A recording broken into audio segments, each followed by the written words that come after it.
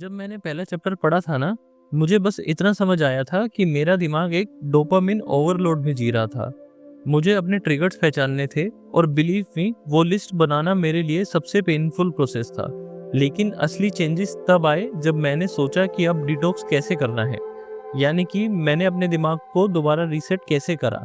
और इस सवाल का जवाब चैप्टर 2 देता है। एक बार मुझे याद है मैंने एक दिन डिसाइड किया कि फ़ोन यूज़ ही नहीं करूँगा।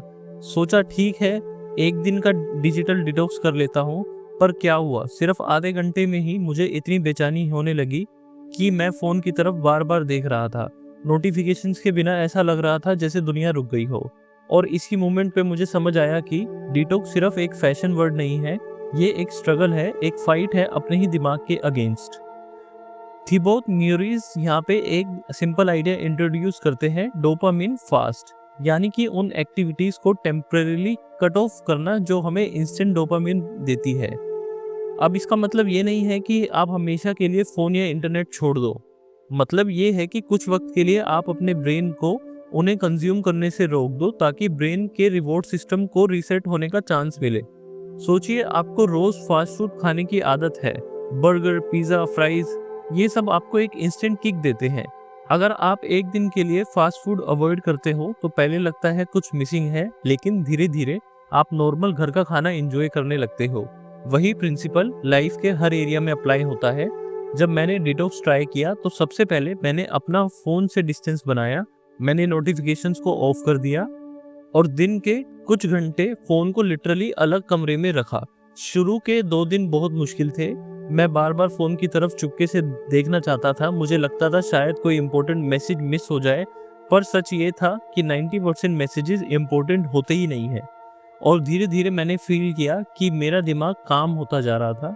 रिसर्च कहती है कि जब आप अपने ब्रेन को ओवर स्टिमुलेशन से दूर कर देते हो तो वो दोबारा नॉर्मल चीज़ों के लिए सेंसिटिव बन जाता है। मतलब जो काम पहले बोरिंग लगते थे, जैसे पढ़ना, लिखना, सोचना, वो दोबारा मीनिंगफुल लगने लगते हैं। ये बिल्कुल वैसे ही है जैसे एक आदमी जो रोज हाई वॉल्यूम में म्यूजिक सुनता है, उसके लिए नॉर्मल वॉल्यूम का म्यूजिक बोरिंग हो जाता है। लेकिन अगर वो कुछ दिन म्यूजिक ही ना सुने तो दोबारा नॉर्मल वॉल्यूम भी उसे ब्यूटीफुल लगने लगेगा।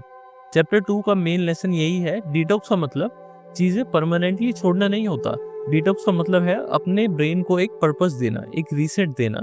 ऑथर एक सिंपल सी फ्रेमवर्क देते हैं जिसे मैं खुद यूज करता हूँ। सबसे पहले आइडेंटिफाई करो कौन सी एक्टिविटी आपको इंस्टेंट डोपामिन देती है। Social media, games, junk food, phone, binge watching. और फिर उसके बाद उसे टेम्परेली रिमूव करो।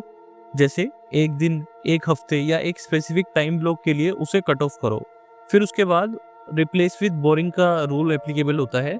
जब भी आपको अर्ज आए उस वक्त कुछ सिंपल और बोरिंग काम करो, जैसे चलो धीरे धीरे वॉकिंग करो, लिखना शुरू कर दो, राइटिंग करो या फिर रीडिंग स्टार्ट कर दो, मेडिटेशन करना स्टार्ट कर दो।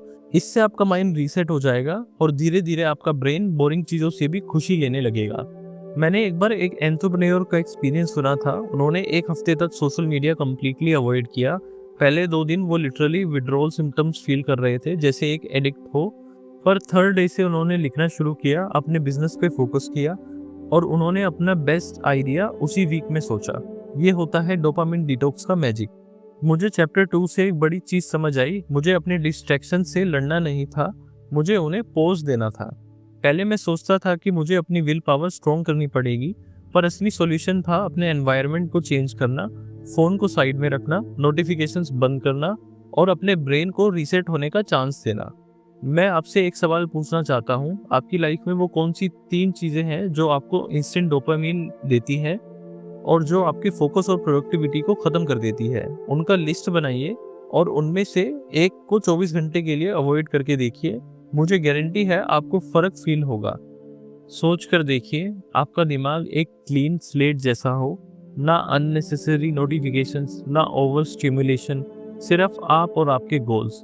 क्या आप अपने ब्रेन को वो पोज देना चाहते हो? क्या आप अपना फोकस दोबारा पाना चाहते हो? चैप्टर 2 यही सिखाता है, कभी कभी अपनी जिंदगी को रीस्टार्ट करना ही सबसे बड़ा अपग्रेड होता है। अगले चैप्टर में मैं शेयर करूंगा कि डिटॉक्स के बाद फोकस और मोटिवेशन को कैसे बिल्ड किया जा सकता है और कैसे बोरिंग चीजें भी इंटरेस्टिंग लगने लगती है। अगर आपको वीडियो पसंद आई तो कृपया करके हमारे छोटे से चैनल को सपोर्ट करने के लिए हमें सब्सक्राइब कीजिए, लाइक कीजिए, कमेंट कीजिए और वीडियो को शेयर कीजिए अपने दोस्तों को, ताकि मैं हर हफ्ते आपके लिए ऐसे ही नई नई बुक्स की समरीज की वीडियोस लाता रहूं। Thank you.